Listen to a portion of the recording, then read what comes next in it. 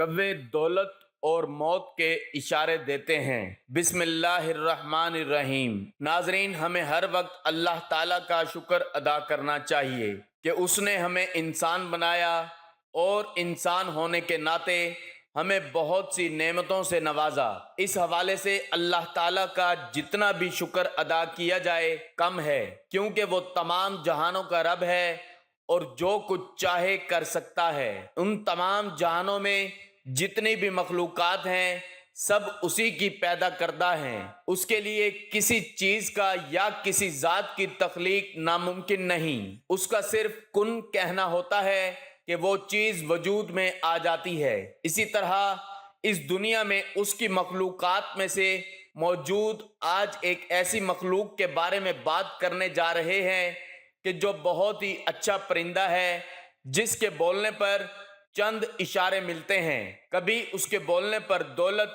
اور کبھی موت کے اشارے وہ دیتا ہے۔ تو ناظرین، ہم بات کرنے والے ہیں اللہ کی ان مخلوقات میں سے پرندوں کی مخلوق میں ایک پرندہ جسے کوا کہتے ہیں۔ اس کے بارے میں ہے کہ وہ جب بولتا ہے تو دولت اور موت کے اشارے دیتا ہے۔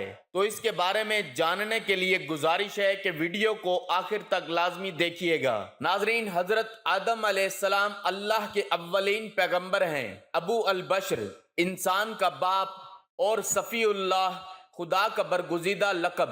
آپ کے زمانے کا تعین نہیں کیا جا سکتا۔ تمام آسمانی کتابوں کے ماننے والوں کا عقیدہ ہے کہ اس روئے زمین پر اللہ جل شانہ نے حضرت آدم علیہ السلام کو تخلیق کیا۔ حضرت آدم علیہ السلام کی پیدائش کا احوال کچھ یوں ہے۔ اللہ تعالیٰ نے تمام زمین سے ایک مٹھی مٹی لے کر آدم علیہ السلام کو بنایا۔ اس لیے زمین کے لحاظ سے لوگ سرخ، سفید، سیاہ اور درمیانے درجے میں، اسی طرح اچھے برے، نرم اور سخت طبیعت والے اور کچھ درمیانے درجے کے پیدا ہوئے۔ اللہ تعالیٰ نے جبرائیل علیہ السلام کو زمین میں مٹی لانے کے لیے بھیجا تو زمین نے عرض کی کہ میں تجھ سے اللہ کی پناہ میں آتی ہوں کہ تو مجھ سے کوئی کمی کرے یا مجھے عیب ناک کر دے۔ تو وہ مٹی لیے بغیر ہی واپس چلے گئے اور عرض کی، اے اللہ، اس نے تیری پناہ میں آنے کی درخواست کی تو میں نے اس کو پناہ دے دی۔ اللہ تعالیٰ نے پھر حضرت میکائیل علیہ السلام کو بھیجا۔ زمین نے اس سے بھی پناہ مانگی تو اس نے بھی پناہ دے دی اور حضرت جبرائیل علیہ السلام کی طرف واقعہ بتا دیا۔ پھر اللہ نے موت کے فرشتوں کو بھیجا۔ زمین نے اس سے بھی پناہ مانگی تو اس نے کہا، میں اس سے اللہ کی پناہ میں آتا ہوں کہ میں اللہ کے حکم کی تعمیل کیے بغیر واپس چلا جاؤں، اور اس سے مختلف جگہوں سے سرخ، سیاہ اور سفید مٹی اکٹھی کی، جس کی بنا پر آدم علیہ السلام کی اولاد بھی مختلف رنگوں والی ہے۔ وہ مٹی لے کر عرش پر چلے گئے اور اس کو پانی کے ساتھ تر کیا۔ پانی سے تر کرنے سے وہ چپکنے والی لیس دار مٹی بن گئی۔ اس پر باری تعالیٰ نے فرشتوں کو حکم فرمایا، میں مٹی سے انسان بنانے والا ہوں۔ جب میں اس کو اچھی طرح بنا لوں اور اس میں اپنی پیدا کردہ روح ڈال دوں تو اس کے لیے سجدہ کرتے ہوئے گر جانا۔ اللہ تعالیٰ نے علم کے ساتھ آدم علیہ السلام کا ان پر شرف اور مرتبہ واضح کیا۔ حضرت ابن عباس رضی اللہ تعالیٰ عنہ نے کہا، ان سے مراد وہی نام ہے جو لوگوں کے ہاں مشہور و معروف ہیں: انسان، جانور، زمین، سمندر، پہاڑ، اونٹ، گدھا وغیرہ۔ مجاہد نے کہا، پیالہ اور ہنڈیا وغیرہ کے نام سکھائیے، حتیٰ کہ پھسکی اور گوز کا نام بھی بتایا۔ مجاہد نے مزید کہا، ہر جانور، پرند چرند اور ہر ضرورت کی ہر چیز کے نام سکھائیے۔ سعید بن جبیر، قتادہ وغیرہ نے بھی اسی طرح کہا ہے۔ الربیع نے کہا، فرشتوں کے نام سکھائیے۔ عبد الرحمن بن زید نے کہا، ان کی اولاد کے نام سکھائیے۔ اللہ نے آدم علیہ السلام کو ہر چھوٹی اور بڑی چیز اور ان کے افعال کے نام سکھائے۔ حضرت انس بن مالک رضی اللہ تعالیٰ عنہ نے رسول اللہ صلی اللہ علیہ وآلہ وسلم سے روایت کرتے ہوئے فرمایا، قیامت کے دن ایمان والے اکٹھے ہوں گے اور کہیں گے کاش ہم اپنے رب کے پاس سفارش کرنے والا طلب کریں۔ پھر وہ آدم کے پاس آئیں گے اور کہیں گے اے آدم، تو ابو البشر ہے، اللہ نے تجھے اپنے ہاتھ سے بنایا، فرشتوں سے تجھے سجدہ کرایا اور تجھے ہر چیز کے نام سکھائے۔ حضرت حسن بصری نے کہا جب اللہ نے حضرت آدم علیہ السلام کو پیدا کرنے کا ارادہ کیا تو فرشتوں نے کہا اللہ جو بھی مخلوق پیدا کرے گا ہمارا علم اس سے زیادہ ہوگا۔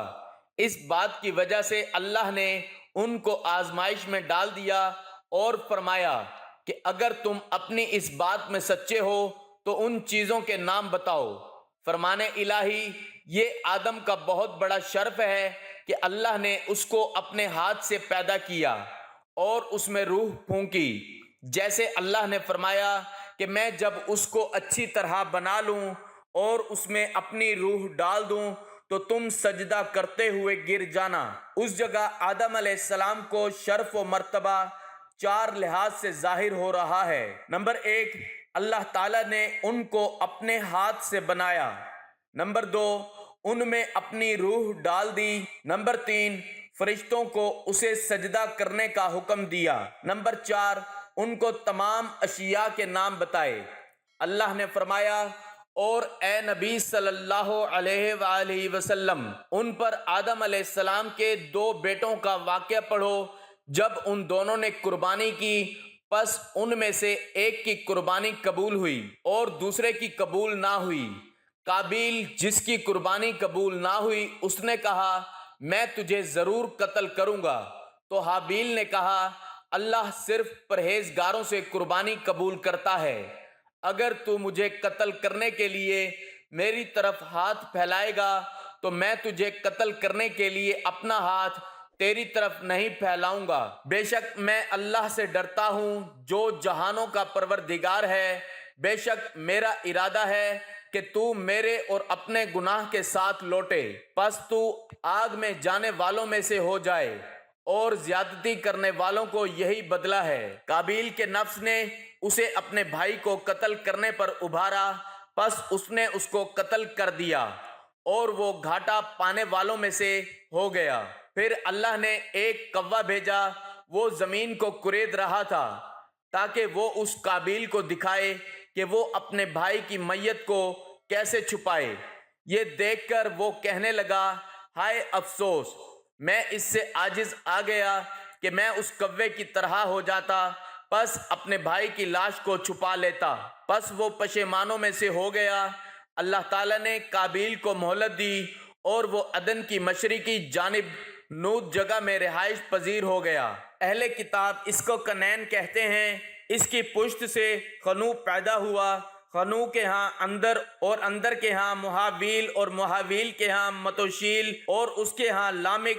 اس نے ادا اور سلادو عورتوں سے شادی کی۔ ادا کے ہاں ابل نامی ایک لڑکا پیدا ہوا، یہ پہلا شخص ہے جس نے خیمے بنا کر چھت کا سایہ بنایا اور ان میں رہائش پذیر ہوا اور مال جمع کیا۔ اس نے نوبل کو جنم دیا۔ نوبل پہلا آدمی تھا جس نے سب سے پہلے طبلہ اور سرنگی بنائے۔ سلا نے بلقین نامی بچہ جنم دیا جس نے پہلے لوہے اور تانبے کی صنعت ایجاد کی، اور نمی نامی لڑکی بھی اسی سلا کے ہاں پیدا ہوئی۔ آدم علیہ السلام اپنی بیوی حوا کے پاس گئے تو انہوں نے ایک لڑکا جنم دیا اور اس کا نام ماں نے شیس رکھا، کیونکہ وہ اس حابیل کا متبادل تھا جسے قابیل نے قتل کیا تھا، اور شیس کی پشت سے انوش پیدا ہوا۔ جب آدم علیہ السلام کی پشت سے شیس پیدا ہوا تو آدم کی عمر 130 سال تھی اور اس کے بعد وہ 800 سال زندہ رہے۔ جب انوش پیدا ہوا تو شیس کی عمر 165 سال تھی اور وہ اس کے بعد 807 برس زندہ رہا۔ انوش کے علاوہ بھی ان کے لڑکے لڑکیاں پیدا ہوئیں۔ انوش کی پشت سے کینان نامی شخص پیدا ہوا۔ اس وقت انوش 90 برس کا تھا۔ وہ اس کے بعد 815 برس زندہ رہا اور ان کے ہاں بچے اور بچیاں ہوئیں۔ کینان نے 70 سال کی عمر میں مہلائیل پیدا کیا۔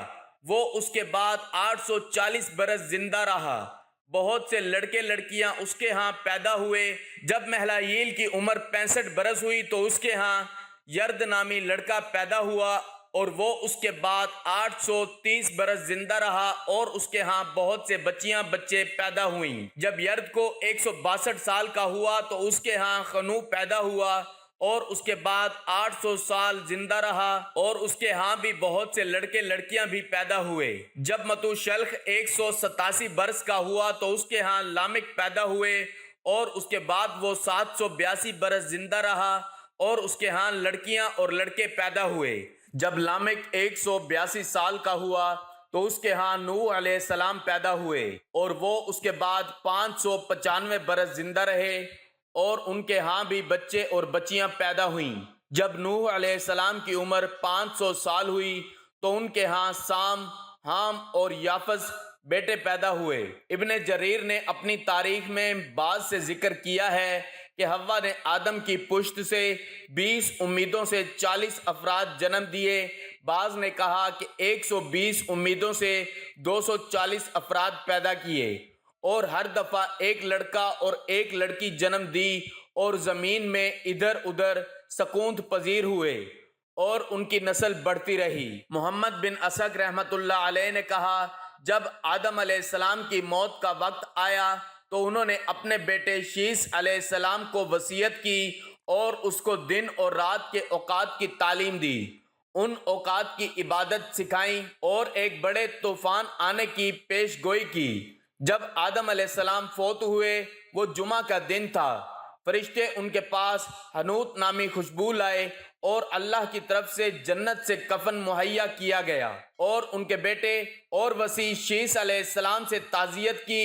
حضرت ابی بن کعب رضی اللہ تعالیٰ عنہ سے روایت ہے کہ جب آدم علیہ السلام کی موت کا وقت قریب آیا تو انہوں نے اپنے بیٹوں کو کہا، اے میرے بیٹو، میں جنت کا پھل کھانا چاہتا ہوں۔ وہ ان کے لیے پھل لینے گئے تو فرشتے ان کے سامنے آئے، ان کے ساتھ کفن اور حنوت نامی خوشبو لگائی، ساتھ ہی کلہاڑیاں، بیلچے اور ٹوکریاں تھیں۔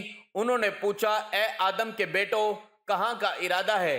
کیا تلاش کر رہے ہو؟ انہوں نے کہا، ہمارے والد آدم بیمار ہیں اور جنت کا پھل کھانا چاہتے ہیں۔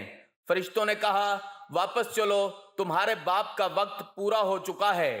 فرشتے آئے تو حوا نے ان کو پہچان لیا اور آدم کے ساتھ اوٹ میں ہو گئی۔ آدم علیہ السلام نے کہا، مجھ سے دور جا، میں تجھ سے پہلے پیدا ہوا ہوں، لہٰذا میرے اور میرے رب کے فرشتوں کے درمیان حائل مت ہونا۔